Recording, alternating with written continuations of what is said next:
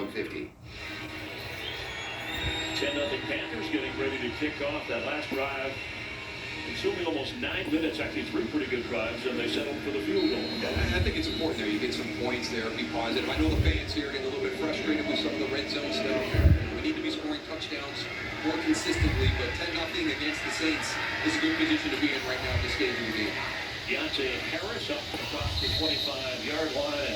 The Saints have been facing quite a few obstacles. They started training camp with a quarterback battle because Drew Brees was out of the picture. And questions about Michael Thomas standing with the team. He delayed surgery in the offseason, still not in the picture. The secondary in flux with injuries. A suspension. They have Bradley Roby, who's back for today. Hurricane Ida hits New Orleans, forcing the team to move to Dallas to practice, and then the home game in Jacksonville. And then the coaching staff dealing with a COVID outbreak, missing 8 coaches today.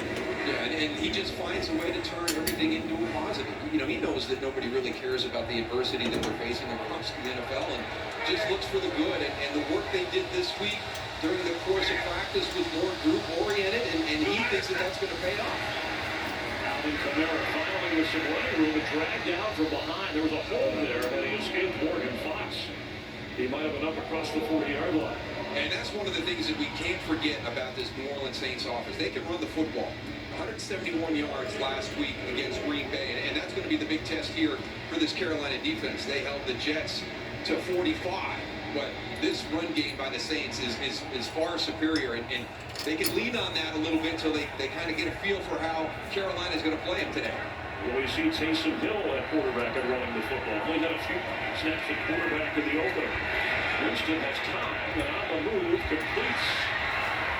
Chris Hogan with the first down, a big play for the Saints up across the 43-yard line. That kind of movement and comfort level with Jameis Winston is something we saw last week. Yeah, and this is one of the things that I thought was the big difference. When Drew Brees was there, he could slide and climb in the pocket and find a throwing lane better than anybody I've seen. I mean, he was a magician back there. Jameis is different. He's climbing up into that A gap. He's climbing up into that B gap in the center of that offensive line. He's got the ball pumped and ready to go. But is he going to run? Is he going to tuck it and run? Or is he going to throw it down the field? That's going to be a challenge for the Panthers. He's got a big arm. The pressure is out, and he's going to get sacked back at the 31-yard line. Morgan Fox was part of that combo that just crushed Winston. He didn't have a chance. Reddick also involved, who already has a sack. Yeah, really good defensive call. Just look at the left side of your screen. You're going to flash as you release into the flat, but you don't block anybody. There's Hassan Reddick coming. You have Morgan Fox coming up on the backside, and they meet it. Jameis Winston. Panther defense already with a couple today after what they did in the opener. And talk about great play calls on offense. That was a great play call by the Panther defense. 2nd and 19.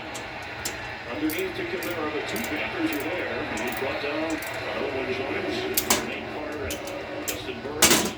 It'll bring up another 3rd down.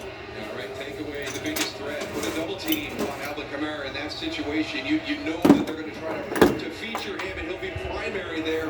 And they had inside out with 2 defenders on Alvin Kamara.